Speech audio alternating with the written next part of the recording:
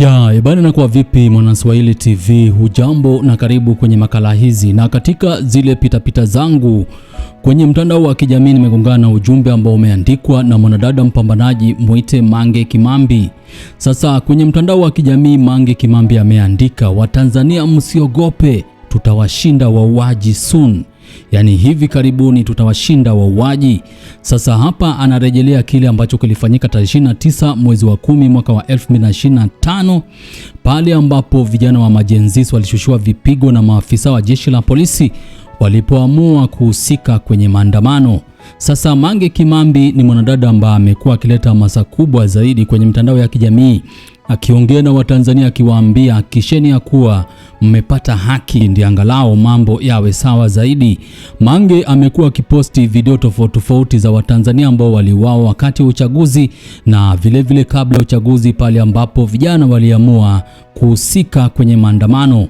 Sasa hii hali ilipelekea akaunti zake za Facebook, Instagram na vile WhatsApp kupigwa tofali kutokana na ombi la TCRA, yani mamlaka ya mawasiliano nchi ya Jamhuri ya Muungano wa Tanzania, ambao walikuwa nasema kuwa Mange Kimambi alikuwa analeta uchochezi wa kupitiliza.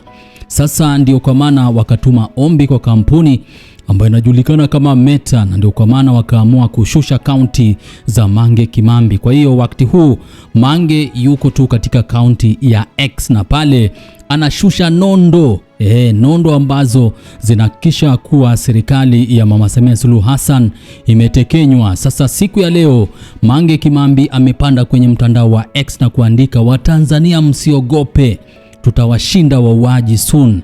Anaongea kuhusu jeshi la polisi na serikali ya Mama Samia Suluhu Hassan. Sasa baada ya kuandika hivi, hii ni post ambayo imetembea kwa kasi zaidi kwenye mtandao wa kijamii. Kuna wale ambao wamecomment, wengine wameshare, wengine pia wakaamua kudondosha kile ambacho tunachokita emoji ya makopa kuhakikisha kuwa wamekubaliana na kile ambacho Mange ameandika. Sasa kuna huyu ambaye anajulikana kama Last Resort amesema, dada yetu, harakati ziendelee, new platform are needed, please execute this. Alafu mwingine hapa anajulikana kama MOX anasema, kwani uliacha kuposti connections za moto? Anamuuliza Mange. Oya Francis anasema, scrolling through TZ mainstream media zote zina discuss Afcon na Yanga, are we winning this fight really?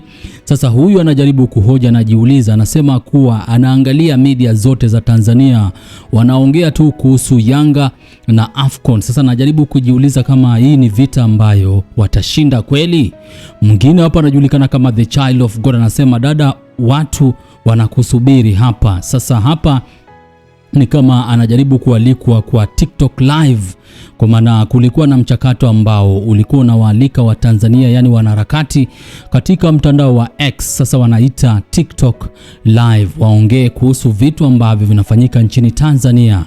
Classic anasema kabisa, Kibibi anahangaika kufungua mahoteli yake huko Zanzibar, rada zinamzoom to target iko locked MDA muda wowote.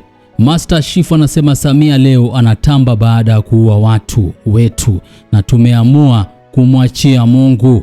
Mwingine anajulikana kama Mnora anasema, umetuma usiku sana, sasa maandiko yako ni mafupi, yananipa mzuka sana, naelewa sana. Oya fela hana hela, zile milioni 46 katombea zote leo kawa omba. Mwingine anajulikana kama Hamenya anasema, hata mimi naamini hivyo, dada yetu wa taifa, tutashinda, haki lazima ishinde tu. Mtanzania kaka anasema, hata kama ni wewe kichwani, mimi nalala nayo hivyo, naamini I rather be delusional jinsi unanichukulia hawa pimbis. Kijana yule akasema kuwa ombi letu tu ni kuwa uwe na sisi hata wakikupa hongo zote duniani. Siasa ni maisha, anasema tuko pamoja dada wa taifa. Bichura lazima akimbilie Oman. Violet anasema, when are you coming back? Anamuuliza Mange, unarudi lini kwenye mtandao wa Meta? Sasa anasema kuwa Meta ni wapuzi, post hata video unaongea dada Mange. Newton Aba anasema kabisa, time itaponya maumivu yetu, wametutesa sana. Pusha anasema, I say inachoma mpaka kumoyo. Hebu ngoja nika meditate kidogo nisije nikafanya maamuzi hatari. Alafu Nay wa Thiso anasema wajiona wameumbwa kwa udongo bora zaidi wengine, tusiogope. Sasa huyo ni Nay wa Thiso. Alafu Oman Te anasema yani mimi nipo na matumaini kutoka kwako dada Mange. Mhenga wa kizazi kipya anasema chinja anajisifu kuwa katufundisha adabu kwa yale mauaji. Mungu wetu asikai kimya kuendelea kumpa kiburi huyu mama. Mwingine anajulikana kama Hinju anasema napata faraja sana kusikia maneno kama haya katikati ya wengi tuliokata tamaa. Majura anasema time will tell, yani muda utakuwa umesema mengi, yani muda ni rafiki mzuri zaidi. Alafu Pan Africa anasema how sister and the murderer is one who hold the steering and we are the wheel. Sasa huyu anajaribu kumuuliza Mange inakuaje ilhali muuaji ndiye ameshikilia steering wheel na sisi sasa ndio magurudumu. Mhenga wa kizazi kipya akasema ukiona dada anaandika hivi ujue ni uhakika 100% tunaenda kushinda kwa kishindo. Tumaini Nkinda anasema ila usiongee sana ila hawa mbwa wasijue kinachoendelea.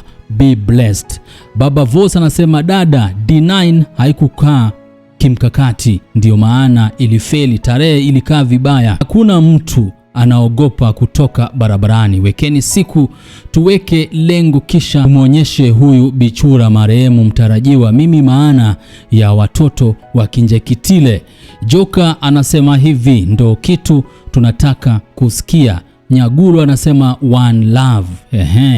Atanarwili anasema tunaomba iwe very very soon. Badi kabisa anasema tutashinda dada, naamini amina. Madina Forum anasema na kuamini dada wa taifa. Sasa ni baadhi ya wale ambao wanamfuatilia kwa karibu zaidi Mange Kimambi kwenye mtandao wa kijamii baada ya Mange kuandika ujumbe yenye maana fiche.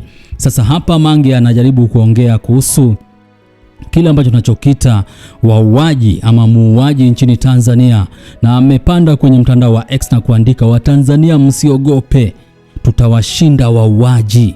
Sasa hawa anamaanisha jeshi la polisi, serikali ya Mama Samia Suluhu Hassan na vile wanasiasa wa CCM. Kwa hiyo ni Swahili TV, usisahau kusubscribe, like na vile kushare. Ukiwa kule magetoni, vijoni na mitaani, usisahau kuwajuza wana kuhusiana na channel hii ambayo kwa kasi zaidi ite Swahili TV.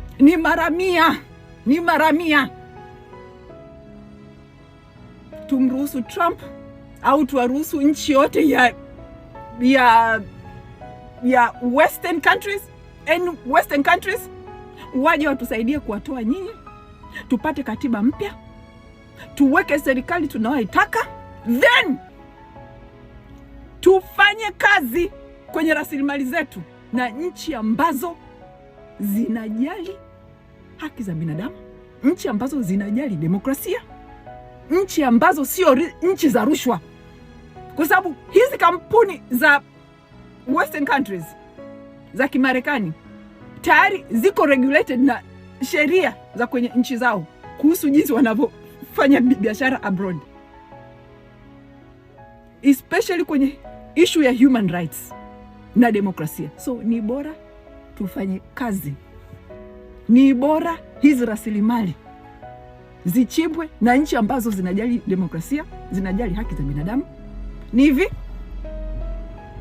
kama Tanzania bado ingekuwa na mahusiano ya ukaribu kama ambao Tanzania mmeajenga na nchi za China, UAE, Oman na Russia, CCM msingepata nguvu wala msingeweza kuwa watu 29 Oktoba.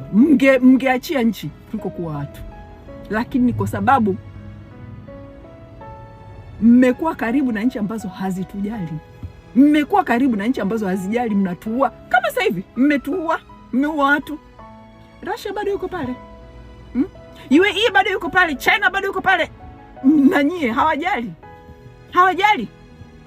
Hizi sio nchi ambazo tunataka kufanya nazo biashara. So mtu yoyote ambaye unaona hii video na una access na Trump, mwambie Trump kama anaweza afanye, mwambie Trump na Marekani au hizi western countries wafanye poll, ifanyike poll, wataona tunachokisema mimi ndio maoni ya Watanzania wengi. Tuko tayari, kama Trump yuko tayari kuja kutusaidia kuwatoa hawa watu waliotuua. Kama mtu anaweza kumwonyesha Trump picha zilizopo kwenye peji yangu ya X